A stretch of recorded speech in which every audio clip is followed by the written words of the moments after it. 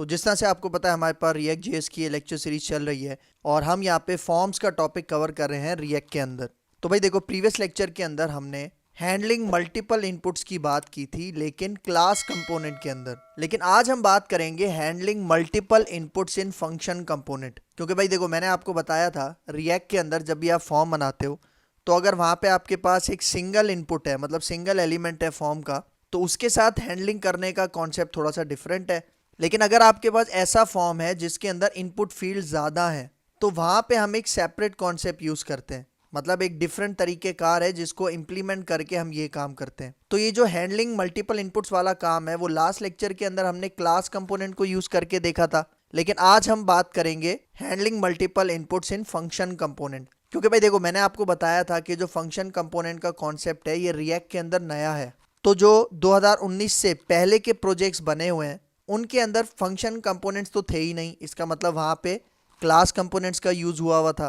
तो इसलिए मैं आपको अपनी इस लेक्चर सीरीज़ के अंदर क्लास कंपोनेंट के बारे में भी बताता हूँ और फंक्शन कंपोनेंट के बारे में भी बताता हूँ। क्योंकि देखो 2019 के बाद मतलब आज के टाइम पे फंक्शन कंपोनेंट सबसे ज़्यादा यूज़ किए जाते हैं। मतलब अगर आप कोई रिएक्ट ऐप बिल्कुल स्क्रैच से बना रहे हो, बिल्कुल जीरो से बना रहे हो, तो उसके अंदर आप फंक्शन कंपोनेंट ही यूज़ करो, यही रिएक्ट हमारे पास रिकमेंड करता है। तो अगर किसी ने हमारा प्रीवियस लेक्चर नहीं देखा तो मैं रिकमेंड करूंगा कि प्रीवियस लेक्चर देख लो, उसके बाद इस लेक्चर के ऊपर आओ। तो मैं हूं आपका सर मोहम्मद आदिल और अब हम अपना लेक्चर स्टार्ट करते हैं।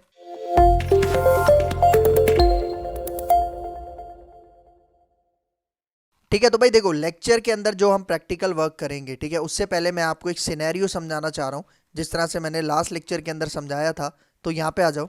यहाँ पे देखो इस प्रैक्टिकल के अंदर मैं क्या करूँगा, मैं वही एग्जाम्पल यूज़ करूँगा जो हमने लास्ट क्लास में कवर की थी। तो मैं करूँगा क्या, यहाँ पे देखो मैं यहाँ पे एक टेक्स्ट बॉक्स बनाऊंगा और वो टेक्स्ट बॉक्स यूज़र से नेम इनपुट लेगा। जब भी मैं इस टेक्स्ट बॉक्स के अंदर कुछ भी राइट करूँगा या कोई भी चेंज करूँगा तो उसकी इन्फॉर्मेशन, उसका डेटा कैप्चर करने के लिए मैं इसके साथ एक ऑन चेंज इवेंट लगाऊंगा।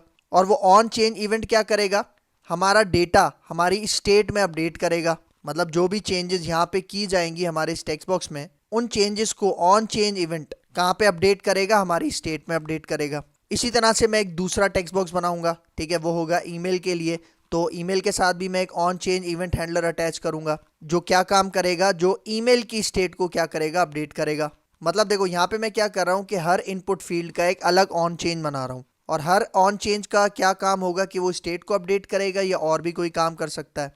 फिर यहाँ पे देखो ये हमारी होगी फर्स्ट अप्रोच। कौन सी अप्रोच होगी, फर्स्ट अप्रोच। लेकिन भाई देखो इस अप्रोच में ना एक मसला है। इस अप्रोच में एक ऐसा मसला है जिसकी वजह से इस अप्रोच को यूज नहीं किया जाता। वो मसला क्या है, वो प्रॉब्लम क्या है भाई, यहाँ पे देखो अभी तो मेरे पास दो है ना, दो इनपुट फील्ड्स हैं। तो यहाँ पे अगर मैं दो ऑन चेंज इवेंट हैंडलर्स बनाऊं तो मुझे कोई मसला नहीं होगा। लेकिन भाई अगर मेरे पास इनपुट्स बहुत ज़्यादा है, मतलब मेरे फॉर्म के अंदर फील्ड्स बहुत ज़्यादा है, फॉर एग्जांपल सपोज करो कि मैं पूरा एक साइन अप फॉर्म बना रहा हूँ, रजिस्ट्रेशन फॉर्म बना रहा हूँ जिसके अंदर आपको पता है कि बहुत सारी फील्ड्स होती हैं। तो अगर आपकी फील्ड्स फॉर्म के अंदर 8 से 10 हैं या 10 से 12 हैं तो तब आप हर फील्ड के लिए अलग ऑन चेंज तो नहीं बनाओगे ना, ये टाइम कंज्यूमिंग हो जाएगा। और हर टेक्स्ट बॉक्स के लिए आप अलग से स्टेट भी नहीं बनाओगे, ठीक है। तो हम ये वाली अप्रोच यूज़ नहीं करेंगे। हम कौन सी अप्रोच यूज़ करेंगे, यहाँ पे देखो हम देखो उसी तरह से क्या करेंगे, एक टेक्स्ट बॉक्स बनाएंगे नेम के लिए और दूसरा एक टेक्स्ट बॉक्स बनाएंगे ईमेल के लिए। मतलब दो इनपुट्स हमने यहाँ पे बना लिए। लेकिन इनको हैंडल करने का काम, मतलब इनके जो चेंज इवेंट को हैंडल करेगा वो एक ही ऑन चेंज इवेंट हैंडलर करेगा। मतलब मैं अलग अलग नहीं बनाऊंगा। अब अगर मैं 3 बनाऊं, 4 बनाऊं, 5 इनपुट्स बनाऊं, लेकिन उनको हैंडल करने का काम सिर्फ एक ही ऑन चेंज इवेंट करेगा। और यही ऑन चेंज इवेंट हैंडलर क्या करेगा, हमारे नेम को और ईमेल की जो भी स्टेट होगी उसको अपडेट करने का काम करेगा। तो इससे क्या होगा, इससे हमारा वो जो लाइन ऑफ कोड था जो फर्स्ट अप्रोच में बहुत ज़्यादा हो रहा था वो इस अप्रोच के अंदर बहुत कम हो जाएगा। और फिर देखो ज़रूरी नहीं है कि हम इसके अंदर ये जो ऑन चेंज इवेंट है, ज़रूरी नहीं है कि इसके अंदर हम सिर्फ स्टेट अपडेट का ही काम करें, हम और भी बहुत सारे काम कर सकते हैं। क्योंकि देखो जब हम ऑन चेंज इवेंट लगाते हैं तो क्या होता है, इन टेक्स्ट बॉक्सेस की जो भी वैल्यूज़ होती हैं वो हमें गेट हो जाती हैं। तो गेट करने के बाद हम उसे स्टेट में अपडेट करें या किसी एपीआई के थ्रू डेटाबेस में भेजें या और कोई एक्शन परफॉर्म करवाएं, वैलिडेशन करवाएं, वो हमारे हाथ में, ठीक है। और एक बात याद रखना कि यहाँ पे हम कंट्रोल्ड कंपोनेंट को यूज़ करेंगे। मैंने आपको बताया था रिएक्ट फॉर्म्स के अंदर दो टाइप्स होती हैं, कंट्रोल्ड कंपोनेंट, दूसरा अनकंट्रोल्ड कंपोनेंट। लेकिन अभी तक हमने सिर्फ कंट्रोल कंपोनेंट को ही डिस्कस किया है और रिएक्ट भी हमारे पास यही रिकमेंड करता है कि आप कंट्रोल्ड कंपोनेंट को यूज करो, लेकिन आगे जाके हम अनकंट्रोल्ड कंपोनेंट को भी कवर करेंगे। तो इस लेक्चर के अंदर जो हम टाइप यूज करेंगे वो होगी कंट्रोल कंपोनेंट, और ये सारा काम हम कौन से कंपोनेंट के अंदर करेंगे, फंक्शन कंपोनेंट के अंदर करेंगे। हमारा लेक्चर का मोटिव ही यही है ना कि हमने फंक्शन कंपोनेंट के अंदर ये सारा काम करना है, क्योंकि लास्ट लेक्चर में हमने यही सारा काम किया था क्लास कंपोनेंट के अंदर। तो ये होगी हमारी सेकंड अप्रोच।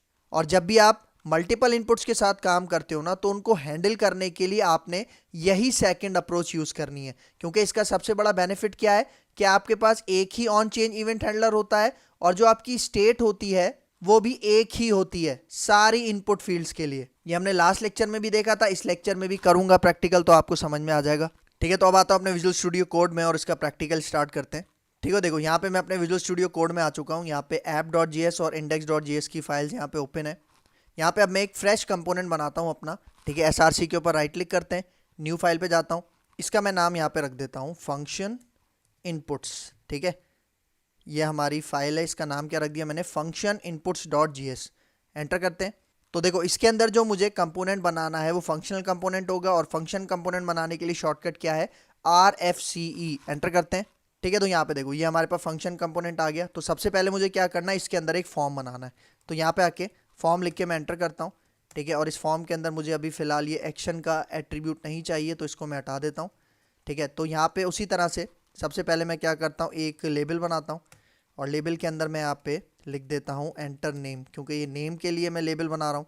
और फिर उसके बाद मुझे एक टेक्स्ट बॉक्स चाहिए, तो यहाँ पे मैं इनपुट लिख के एंटर करता हूँ। देखो ये टेक्स्ट बॉक्स आ गया, और इसके अंदर मैं एक प्लेस होल्डर भी बना लेता हूँ। ठीक है, और प्लेस होल्डर में यहाँ पे मैं लिख देता हूँ एंटर योर नेम। ठीक है, तो ये तो नेम के लिए हो गया। मुझे ईमेल के लिए बनाना है, इसको मैं कॉपी करता हूँ, और इसके नीचे मैं 2 लाइन ब्रेक्स लगा देता हूँ। ठीक है, ताकि गैप आ जाए, और फिर दोबारा इसको पेस्ट करता हूँ यहाँ पे लेबल और टेक्स्ट बॉक्स को, और यहाँ पे मैं कहता हूँ ये ईमेल के लिए लेबल है, और इसके अंदर मैं यहाँ पे प्लेस होल्डर पास कर देता हूँ एंटर योर ईमेल। और भाई देखो मैंने आपको क्या बताया था, यहाँ पे देखो कि जब भी हम ये वाली अप्रोच यूज़ करते हैं, सेकंड अप्रोच यूज़ करते हैं, तो इसके अंदर जब भी हम फॉर्म की इनपुट फील्ड्स बनाते हैं ना, तो उसके अंदर एक एट्रीब्यूट बहुत ज़्यादा इंपॉर्टेंट होता है। क्योंकि भाई देखो मैंने क्या बताया, ऑन चेन इवेंट एक ही होगा, भले आपकी इनपुट फील्ड्स 2 हो, 3 हो, 4 हो, 5 हो, जितनी भी हो, ऑन चेन इवेंट एक ही होगा। लेकिन आपके ऑन चेन इवेंट को पता कैसे चलेगा कि भाई कौन से टेक्स्ट बॉक्स के अंदर चेंजिंग की गई है? तो उसके लिए हम अपने टेक्स्ट बॉक्सेस पे, अपनी इनपुट फील्ड्स पे एक एट्रीब्यूट का यूज करते हैं जिसका नाम होता है नेम। तो यहाँ पे मैं क्या करता हूँ, एक नेम एट्रीब्यूट यहाँ पे मैं यूज कर लेता हूँ। ठीक है, तो देखो यहाँ पे मैं ये जो मेरा नेम वाला टेक्स्ट बॉक्स है, इसमें मैं एट्रीब्यूट यूज करता हूँ नेम, और इसके अंदर चूंकि मैं यहाँ पे नेम का टेक्स्ट बॉक्स बना रहा हूँ, तो यहाँ पे देखो मैंने इसको वैल्यू क्या पास कर दी, नेम। फिर आ जाओ ये जो ईमेल का आपके पास टेक्स्ट बॉक्स है, इसकी जो वैल्यू है, ठीक है, इसमें जो नेम एट्रीब्यूट है उसकी मैं वैल्यू पास कर देता हूँ ईमेल, क्योंकि ये ईमेल के लिए मैंने टेक्स्ट बॉक्स बनाया है। ठीक है, फिर यहाँ पे आ जाओ, मैं दोबारा यहाँ पे 2 लाइन ब्रेक्स देता हूँ। ठीक है, और उसके बाद अब मैं यहाँ पे एक सबमिट बटन बनाता हूँ। तो शॉर्टकट क्या है, इनपुट कोलन सबमिट, यहाँ पे लिख के आप एंटर करोगे, और इसके अंदर वैल्यू भी मैं पास कर देता हूँ सबमिट। ठीक है, शिफ्ट अल्ट F करके इसको मैं ब्यूटीफाई कर देता हूँ। ठीक है, देखो प्रॉपर अलाइंड हो गया। ठीक है, देखो अभी अगर यहाँ तक मैं इसका रिजल्ट आपको दिखाऊँ ब्राउज़र पे, तो ये जो फंक्शन इनपुट्स है इसको मैं कॉल करता हूँ यहाँ पे। ठीक है, अपनी app.js में, इसको मैं यहाँ से हटा देता हूँ। ठीक है, हमारे इस कंपोनेंट का क्या नाम है, फंक्शन इनपुट्स। ठीक है, जैसे यहाँ से सिलेक्ट करके मैंने एंटर किया, तो देखो इसका इंपोर्ट यहाँ पे टॉप पे ऐड हो चुका है। अगर आपके केस में ऐड नहीं हो तो आपने इसको खुद से लाजमी यहाँ पे ऐड करना है। तो यहाँ पे देखो मैंने इसको ऐप में ऐड कर दिया अपने कस्टम कंपोनेंट को, और ये जो ऐप वाली फाइल है ये कहाँ पे ऐड हुई हुई है, हमारे इंडेक्स में, क्योंकि आपको पता है इंडेक्स हमारी रिएक्ट ऐप का एंट्री पॉइंट होती है। ठीक है, तो इसको सेव करते हैं, ब्राउजर पे आते हैं, और इसका रिजल्ट आपको दिखाता हूँ। तो यहाँ पे देखो, यहाँ पे आपको ये फॉर्म नजर आ रहा है, जिस तरह से हमने बनाया था उसी तरह से यहाँ पे ये डिस्प्ले हो रहा है। ठीक है, अब आगे काम करते हैं। तो भाई देखो अब मुझे यहाँ पे क्या करनी है, स्टेट बनानी है। ठीक है, तो यहाँ पे देखो ये जो फंक्शन की बॉडी यहाँ पे स्टार्ट हो रही है, तो इसकी स्टेट बनाते हैं। स्टेट के लिए हम यहाँ पे आपको पता है कौन सा हुक यूज़ करते हैं, उस हुक का नाम है यूज स्टेट। ठीक है, तो देखो यूज स्टेट लिख के जैसे ही आप यहाँ पे एंटर करोगे, तो देखो इसका इंपोर्ट रिएक्ट की लाइब्रेरी से ऐड हो गया खुद ही। और आपको पता है कि यूज स्टेट हमारे पास 2 चीज़ें हमें रिटर्न करता है, तो उसको मैं डिस्ट्रक्चर कर लेता हूँ इन 2 वेरिएबल्स के अंदर। ठीक है, देखो पहले वेरिएबल का नाम मैं रखता हूँ डेटा, जो कि एक ऑब्जेक्ट होगा, और फिर सेट डेटा जो कि फंक्शन होगा। ठीक है, और इज इक्वल टू, तो अब यहाँ पे देखो अब मैं इस यूज स्टेट के अंदर कोई सिंगल वैल्यू स्टोर नहीं करूंगा, इसके अंदर बेसिकली मैं एक ऑब्जेक्ट स्टोर करूंगा, और उस ऑब्जेक्ट की दो प्रॉपर्टीज होंगी। पहली प्रॉपर्टी होगी नेम वाले टेक्स्ट बॉक्स के लिए और दूसरी प्रॉपर्टी होगी ईमेल वाले टेक्स्ट बॉक्स के लिए। तो इसलिए मैं क्या करता हूं, यहां पे अब मैं एक ऑब्जेक्ट पास करूंगा अपने यूज स्टेट के अंदर। तो ऑब्जेक्ट बनाने के लिए आपको पता है हम क्या करते हैं, कर्ली ब्रैकेट इसके अंदर डालते हैं, ठीक है। मतलब पेरेंथीसिस के अंदर मैंने कर्ली ब्रैकेट लगाया, इसका मतलब ये ऑब्जेक्ट को रिप्रेजेंट कर रहा है। तो यहाँ पे अब मैं दो क्या बना लेता हूँ, इसकी प्रॉपर्टीज बना लेता हूँ इस ऑब्जेक्ट की। पहली होगी नेम, इसको मैं एम्प्टी छोड़ देता हूँ, ठीक है। और फिर दूसरी होगी ईमेल, इसको भी मैं यहाँ पे क्या करता हूँ, एम्प्टी छोड़ देता हूँ। और अब इन दोनों प्रॉपर्टीज को मैं यहाँ पे अपने टेक्स्ट बॉक्सेस में वैल्यू के अंदर ऐड कर देता हूँ, ठीक है, सही है। तो वैल्यू के अंदर यहाँ पे मैं कौन सी प्रॉपर्टी ऐड करूँगा, डेटा डॉट नेम, सही है। क्योंकि भाई देखो ये जो नेम की प्रॉपर्टी है, यहाँ पे देखो नेम और ईमेल की प्रॉपर्टी है, ये डीस्ट्रक्चर होके कहाँ पे स्टोर हो रही है, हमारे डेटा के इस वेरिएबल में। तो समझ लो ये डेटा भी क्या है, अब एक ऑब्जेक्ट है। क्योंकि देखो यूज स्टेट के अंदर जो भी डेटा स्टोर होता है वो पहले वेरिएबल के अंदर स्टोर होता है ना। तो अब यहाँ पे यूज स्टेट के अंदर एक ऑब्जेक्ट है, ठीक है। तो ये ऑब्जेक्ट स्टोर हो रहा है इस डेटा के अंदर। तो मैं क्या कर रहा हूँ, अपने इस टेक्स्ट बॉक्स में इसी ऑब्जेक्ट में से मैं क्या ले रहा हूँ, नेम ले रहा हूँ। और अब इसी को मैं यहाँ से कॉपी करता हूँ और मैं ले जाता हूँ अपने ये जो ईमेल वाला टेक्स्ट बॉक्स है इसके अंदर पेस्ट करता हूँ। और अब मैं डेटा में से ले लेता हूँ ये ईमेल, सही है, ठीक हो गया। तो मतलब जब मैं अपडेट करूँगा तो अपडेट भी मैं इसी के अंदर करूँगा। और अभी देखो अभी हमारे पास ये नेम और ईमेल एम्प्टी है ना, इसका मतलब जब मैं अपना फॉर्म रन करूँगा तो ये टेक्स्ट बॉक्सेस भी मुझे क्या मिलेंगे, एम्प्टी मिलेंगे। तो अब मैं कह रहा हूँ जब भी मैं इन टेक्स्ट बॉक्सेस में चेंजिंग करूँगा तो हमारी ये स्टेट भी अपडेट होनी चाहिए। लेकिन उसके लिए जो मैं ऑन चेंज का इवेंट हैंडलर बनाऊंगा वो सिर्फ एक ही होगा, सिंगल होगा। तो यहाँ पे देखो, यहाँ पे मैं ऑन चेंज, ठीक है, ऑन चेंज का इवेंट यहाँ पे कॉल करता हूँ। और इसके अंदर मैं यहाँ पे जो इवेंट कॉल करूँगा उसका नाम होगा हैंडल चेंज, ठीक है। मतलब देखो ये एक ही इवेंट है जो कि नेम वाले टेक्स्ट बॉक्स के लिए भी चलेगा और ईमेल वाले टेक्स्ट बॉक्स के लिए भी चलेगा। तो इसको मैं यहाँ भी पेस्ट कर देता हूँ, ठीक है। देखो तो दोनों टेक्स्ट बॉक्सेस के केस में एक ही आपके पास ऑन चेंज इवेंट चलेगा जिसका नाम होगा हैंडल चेंज। तो इसको मैं बना लेता हूँ यहाँ पे। देखो रिटर्न से पहले यहाँ पे मैं कहता हूँ कॉन्स्ट और इसका नाम है हैंडल चेंज, ठीक है। और यहाँ पे इसका मैं एक पैरामीटर बनाऊंगा जिसके अंदर इवेंट ऑब्जेक्ट को मैं स्टोर करूंगा। इसको हम प्रीवियस लेक्चर्स में बहुत दफ़ा डिस्कस कर चुके हैं कि भाई जिस टेक्स्ट बॉक्स में मैं कोई भी चेंजिंग करूंगा ना तो उसके इवेंट से रिलेटेड जितनी भी इंफॉर्मेशन है वो इस ई के पैरामीटर में स्टोर हो जाएंगी। और ये एरो फंक्शन है तो यहाँ पे एरो बनाते हैं और ये आ गई इसकी बॉडी। तो भाई यहाँ पे देखो मैं आपको एक चीज़ यहाँ पे करके दिखाता हूँ। मैं यहाँ पे CLG मतलब console.log लिख के एंटर करता हूँ, ठीक है। और यहाँ पे देखो इसके अंदर मैं कहता हूँ e.target.name, ठीक है। और इसी को मैं कॉपी करता हूँ और यहाँ पे पेस्ट करता हूँ e.target.value। मतलब अब कॉन्सेप्ट समझना भाई। देखो अगर मैं नेम वाले टेक्स्ट बॉक्स के अंदर कोई भी चेंजिंग करूंगा ना तो ई के अंदर उसकी इंफॉर्मेशन आ जाएगी। और यहाँ पे मैं क्या कह रहा हूँ, e.target.name। टारगेट क्या है हमारा, ये नेम वाला टेक्स्ट बॉक्स। तो ये नेम वाला टेक्स्ट बॉक्स कहाँ पे आ जाएगा, e.target में। और नेम वाले टेक्स्ट बॉक्स का नेम यहाँ पे क्या है, आप देखो यहाँ पे मैंने इसका नेम क्या सेट किया था, नेम। तो ये नेम प्रिंट हो जाएगा यहाँ पे। और इसी तरह e.target मतलब ये वाला टेक्स्ट बॉक्स और इसकी वैल्यू क्या है, इसके अंदर जो भी आप वैल्यू यहाँ पे पास करोगे, ठीक है, यहाँ पे वो वैल्यू हमें यहाँ पे console.log के अंदर डिस्प्ले हो जाएगी। तो देखो इससे हमें पता चलेगा कि भाई कौन से टेक्स्ट बॉक्स के अंदर हम राइट कर रहे हैं, ठीक है। तो देखो इसको सेव करता हूँ, इसका रिजल्ट आपको ब्राउजर पे दिखाते हैं। और मैं अपना कंसोल ओपन कर लेता हूँ, राइट क्लिक करते हैं, इंस्पेक्ट पे चलते हैं और यहाँ से मैं कंसोल पे आ जाता हूँ, ठीक है। इसको मैं क्लियर कर देता हूँ एक दफ़ा, ठीक है। इसको रिफ्रेश भी कर देते हैं। अब देखो अब मैं यहाँ पे अगर नेम वाले टेक्स्ट बॉक्स में ए टाइप करता हूँ तो यहाँ पे देखो जैसे ही मैंने ए टाइप किया तो यहाँ पे देखो क्या आ रहा है, ए कौन सा टेक्स्ट बॉक्स है, नेम। तो नेम वाले टेक्स्ट बॉक्स का जो मैंने नेम सेट किया था वो क्या था, नेम। और इसके अंदर ना अभी मैंने ए टाइप किया है तो ये देखो यहाँ पे क्या वैल्यू हमें मिल रही है, ए। और देखो ये ए वैल्यू हमें हमारे टेक्स्ट बॉक्स में अभी इसलिए नजर नहीं आ रही क्योंकि मैंने अभी अपनी स्टेट को अपडेट नहीं किया, ठीक है। लेकिन यहाँ पे देखो इवेंट चल रहा है तो console.log में बिल्कुल सही रिजल्ट आ रहा है।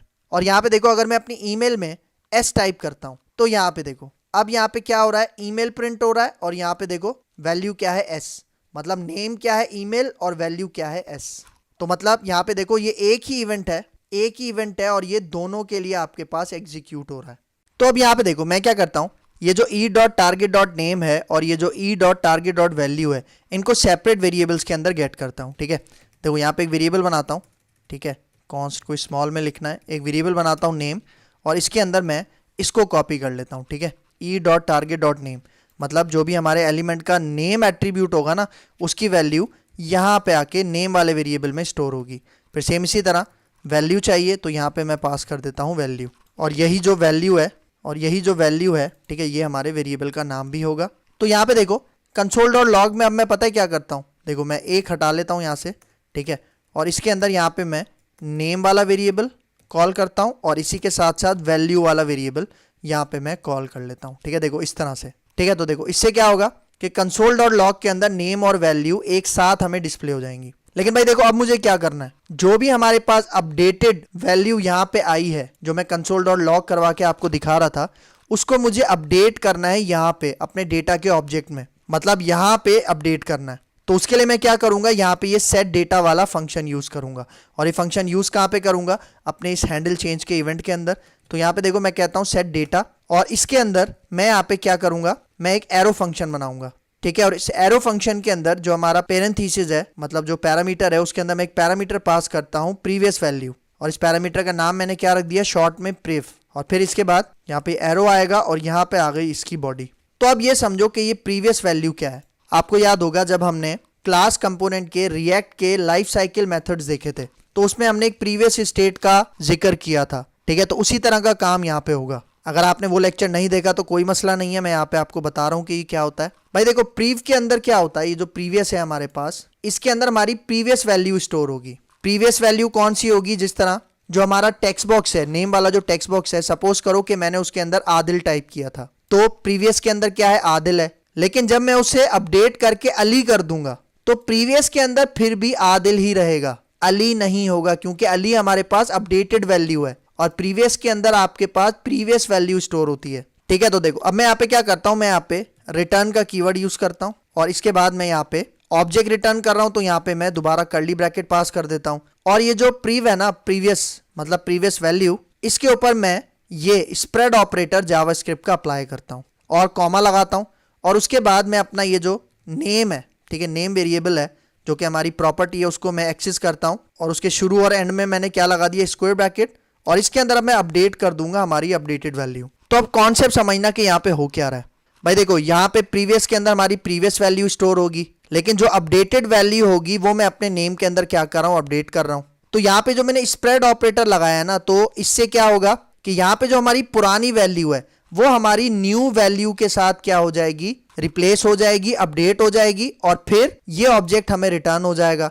रिटर्न किसको होगा, सेट डेटा को। तो जो भी हमने अपने टेक्स्ट बॉक्स के अंदर वैल्यू अपडेट की होगी वो कहाँ पे अपडेट हो जाएगी, वो इस डेटा के ऑब्जेक्ट के अंदर अपडेट हो जाएगी, सही है, ठीक है। तो यहाँ पे हमने इसलिए ये स्प्रेड ऑपरेटर यूज किया है, यहाँ से हमने प्रीवियस वैल्यू गेट की, इसको स्प्रेड किया, और इसके अंदर ये जो अपडेटेड वैल्यू थी उसको हमने ऐड कर दिया, मर्ज कर दिया, ठीक है। तो देखो ये वाला काम हम यहाँ पे कर रहे हैं, ये वाला काम हमने क्लास कंपोनेंट के अंदर नहीं किया था, क्योंकि क्लास कंपोनेंट के अंदर तरीका थोड़ा सा डिफरेंट था और फंक्शन कंपोनेंट का तरीका थोड़ा सा डिफरेंट है। तो इसका मतलब अब मेरे पास यहाँ पे देखो जो भी, चाहे मैं अपना नेम वाला टेक्स्ट बॉक्स अपडेट करूं या ईमेल वाला टेक्स्ट बॉक्स अपडेट करूं, दोनों के केस में ये सेट डेटा का मेथड चलेगा और ये क्या करेगा, हमारे डेटा को अपडेट कर देगा, और डेटा के अंदर इन दोनों प्रॉपर्टीज को क्या कर देगा, अपडेट कर देगा, ठीक है। तो देखो अब इसका मैं आपको रिजल्ट दिखाता हूँ। सेव करते हैं, ब्राउजर पे आते हैं, ठीक है, इसको हम क्लियर करते हैं और एक दफा मैं इसको यहाँ से रिफ्रेश भी कर लेता हूँ, ठीक है। देखो यहाँ पे अभी फर्स्ट टाइम क्या है, एम्प्टी है।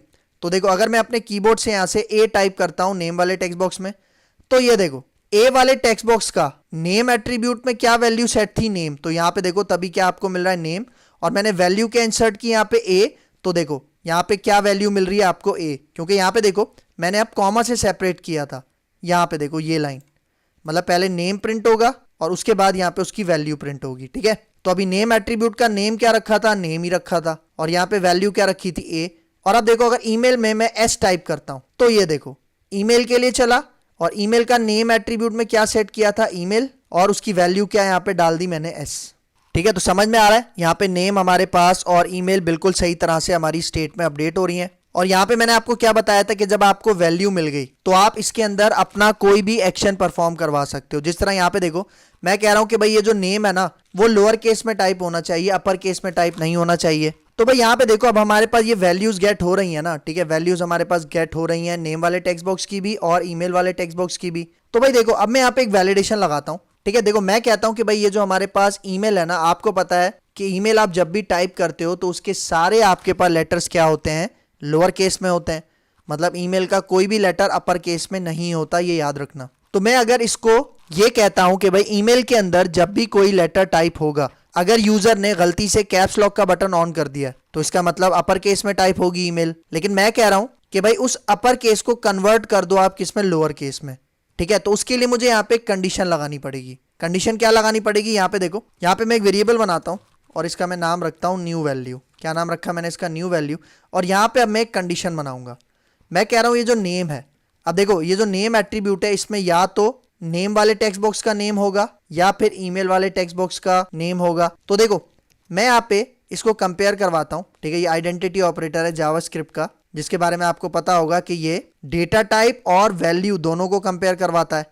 तो मैं कहता हूँ कि भाई अगर ये बराबर है ईमेल के, अगर ये बराबर है ईमेल के, तो क्या करो, तो ये जो हमारी वैल्यू है ना, ठीक है, वैल्यू वाला वेरिएबल है, इसके ऊपर आप ये वाला फंक्शन, स्ट्रिंग का फंक्शन अप्लाई कर दो टू लोअर केस। लेकिन अगर ये कंडीशन फॉल्स है, मतलब अगर नेम बराबर नहीं है ईमेल के, तो इसका मतलब नेम बराबर है नेम वाले टेक्स्ट बॉक्स के अंदर जो मैंने नेम एट्रीब्यूट दिया था। मतलब अगर ये कंडीशन आपके पास फॉल्स है तो क्या हो, यही जो वैल्यू है सिंपल यही रिटर्न हो जाए। कहां पे रिटर्न हो जाए, इस न्यू वैल्यू के वेरिएबल के अंदर। मतलब मैं यहाँ पे देखो, मैं सिर्फ और सिर्फ ईमेल वाला जो टेक्स्ट बॉक्स है ना, उसकी वैल्यू को लोअर केस में कर रहा हूं। लेकिन अगर यहाँ पे ये वाली कंडीशन फॉल्स है तो इसका मतलब नेम वाला टेक्स्ट बॉक्स है, तो नेम वाले टेक्स्ट बॉक्स में ये जो कॉलन के बाद मैंने वैल्यू है ना, मतलब वही एज इट इज वैल्यू इस न्यू वैल्यू के अंदर स्टोर हो जाएगी। तो अभी जो न्यू वैल्यू का वेरिएबल है ये मैं पास करता हूं इस नेम के बाद, ठीक है, ये जो मैंने सेट डेटा के अंदर यहाँ पे ऐड किया था, ठीक है। तो अब इसको सेव करते हैं, ठीक है, और इसका रिजल्ट मैं आपको दिखाता हूँ, ठीक है। यहाँ पे आते हैं ब्राउजर पे, इसको मैं एक दफा क्लियर करता हूँ और ब्राउजर को भी रिफ्रेश कर लेते हैं। देखो नेम के अंदर तो मैं यहाँ पे कैपिटल लेटर में डाल सकता हूँ, ठीक है, इसमें कोई इशू नहीं होगा, देख रहे हो कैपिटल लेटर में आ रहा है। लेकिन अगर मैं ईमेल के अंदर यहाँ पे कैपिटल लेटर डालूं, ये देखो क्या हुआ, उसने क्या कर दिया, हमारे जो अपर केस था उसको लोअर केस में टाइप करवा रहा है। देखो नजर आ रहा है, हालांकि मेरा कैप्स लॉक ऑन है, लेकिन आप देखो फिर भी हमारे पास ये क्या हो रहा है, लोअर केस में ही टाइप हो रहा है, ठीक है। तो ये फायदा है कंट्रोल्ड कंपोनेंट की जो टाइप है ना, क्योंकि उसको यूज करके आपको आपकी वैल्यू यहाँ पे ऑन चेंज पे मिल जाती है, आप उसके ऊपर कोई भी वैलिडेशन या कोई भी स्ट्रिंग का फंक्शन अप्लाई कर सकते हो। और देखो मैंने बताया था कि आप इसकी मेथड की, मतलब फंक्शन की चेनिंग भी कर सकते हो। मतलब टू लोअर केस के साथ देखो मैं एक और जावास्क्रिप्ट का फंक्शन लगाता हूँ रिप्लेस, और देखो मैं कहता हूँ कि भाई अगर हमारी ईमेल के अंदर हैश टाइप होता है, क्या टाइप होता है, हैश, ठीक है। तो हैश को आप क्या कर दो, हैश को फॉर एग्जांपल आप रिप्लेस कर दो @ से, ठीक है। जस्ट एक एग्जांपल आपको समझा रहा हूं कि अगर हमारे ईमेल वाले टेक्स्ट बॉक्स में हैश टाइप होता है तो उसकी जगह आप @ लिख दो, ठीक है। और ये देखो ये मैं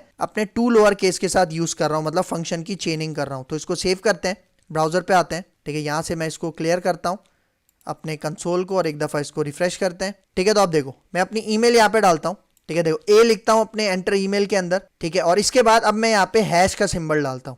तो देखो जैसे ही मैं हैश डालूंगा तो यहाँ पे देखो जैसे ही मैंने यहाँ पे हैश टाइप किया था अपने टेक्स्ट बॉक्स में, तो उस हैश को क्या कर दिया उसने, @ में कन्वर्ट कर दिया, @ में रिप्लेस कर दिया। लेकिन आप यहाँ पे देखो कंसोल में आपको हैश ही दिखा रहा है। ऐसा पता है क्यों है, ऐसा इसलिए है क्योंकि देखो console.log में मैंने यहाँ पे वैल्यू वाला वेरिएबल, मतलब ये वाला वेरिएबल कॉल किया है, न्यू वैल्यू वाला वेरिएबल मैंने यहाँ पे कॉल नहीं किया, सही, इसलिए यहाँ पे ऐसा हो रहा है। तो ये मैंने जानबूझ के किया है ताकि आपको समझ में आए कि हमने डाला तो हैश था लेकिन उसने उसको रिप्लेस कर दिया @ के साथ। तो ये काम भी आप इसके अंदर कर सकते हो। अच्छा यहाँ पे एक और मजे की बात बताऊं, ये जो मैंने 2 लाइंस लिखी थी ना, आप इनको एक लाइन के अंदर भी लिख सकते हो। किस तरह से, यहाँ पे देखो मैं यहाँ पे आके इसको कमेंट करता हूं और यहाँ पे देखो मैं इसको कहता हूं e.target।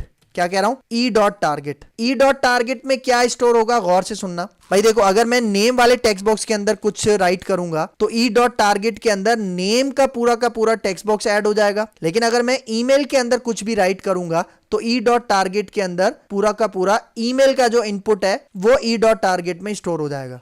तो यहां पे देखो अब मैं क्या करता हूं, अपने इस e.target को डिस्ट्रक्चर करता हूं। डिस्ट्रक्चर किस तरह से करूंगा, यहाँ पे देखो मैं यहाँ पे कहता हूं कॉन्स्ट, और अब मैं यहाँ पे कर्ली ब्रैकेट यूज कर रहा हूं, ठीक है। और यहाँ पे मैं कहता हूं नेम और दूसरा वेरिएबल बनाता हूं वैल्यू, ठीक है।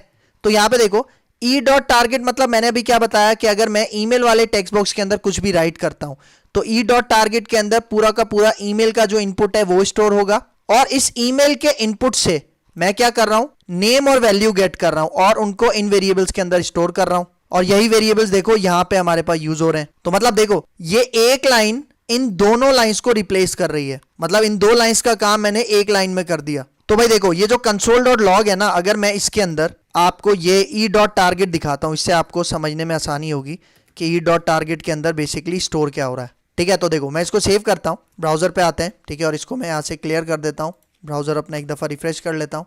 तो यहाँ पे देखो अगर मैं नेम टाइप करता हूँ, ठीक है, नेम के अंदर मैं ए प्रेस करता हूँ, तो देखो जैसे ए प्रेस किया तो यहाँ पे देखो नजर आ रहा है ई डॉट टारगेट ने क्या किया, हमें ये पूरा का पूरा टेक्स्ट बॉक्स रिटर्न किया, और इसके अंदर वैल्यू देखो क्या है ए, और नेम के अंदर क्या स्टोर हुआ है नेम। और सेम इसी तरह अगर मैं ईमेल के अंदर टाइप करता हूं फॉर एग्जांपल एस, तो यहाँ पे देखो ये सेकंड अब ईमेल के लिए चला, और देखो ई डॉट टारगेट ने हमें क्या रिटर्न किया, पूरा का पूरा ईमेल का टेक्स्ट बॉक्स रिटर्न किया। ठीक है, तो ये काम करता है आपके पास ई डॉट टारगेट, जिसके अंदर से वैल्यू गेट की और इन वेरिएबल्स के अंदर मैंने इनको डिस्ट्रक्चर कर लिया। ठीक है, तो आप इस तरह से भी कर सकते हो। तो भाई देखो एंड में अब मैं क्या करता हूं, अब मैं कहता हूं कि भाई हैंडल चेंज वाला काम हो गया। मैं कहता हूं मैं जैसे ही अपने सबमिट के बटन पे क्लिक करूं ना, तो ये जो भी मैंने डेटा अपडेट किया है और इस डेटा के वेरिएबल में स्टोर किया है वो मुझे प्रिंट हो जाए। तो उसके लिए मैं क्या करता हूं, देखो ये जो फॉर्म है ना, इसके ऊपर अब मैं ऑन सबमिट इवेंट लगाता हूं। ठीक है, ये भी हम कवर कर चुके हैं।